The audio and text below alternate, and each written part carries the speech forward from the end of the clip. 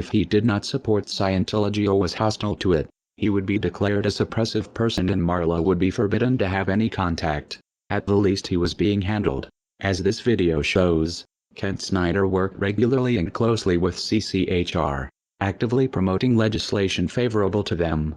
This bill is not successful, is not passed, then 2 or 3 or 4 years from now, what you're going to find is you're going to find stories of parents who said, why didn't we work harder? My child is now subject to mental screening.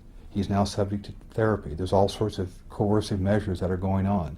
So the time is now. Parents need to understand that, and we're going to do everything we can to fight against it.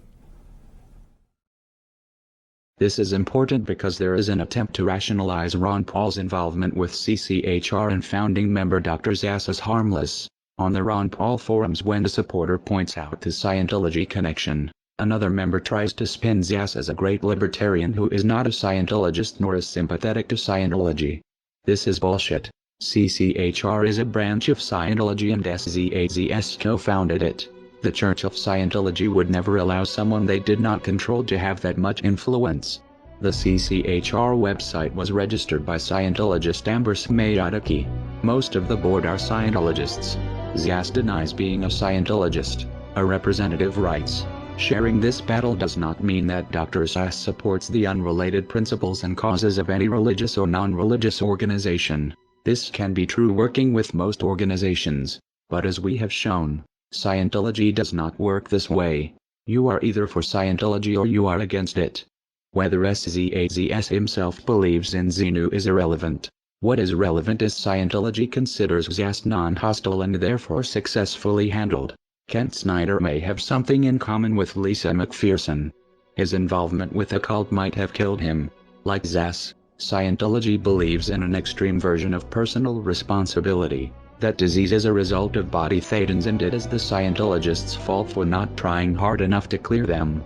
If they did, goes the theory, they would be free of disease. Zass doesn't push body thetans, but he does promote a dangerous distorted idea of mental illness that has the same potential effect, discouraging people from getting help because according to him any problems they have are imaginary. The CCHR was created in 1969. Founded by the Church of Scientology and by famous renegade psychiatrist Dr. Thomas Zass. From day one, most or many of the senior leadership of the CCHR have been Scientologists.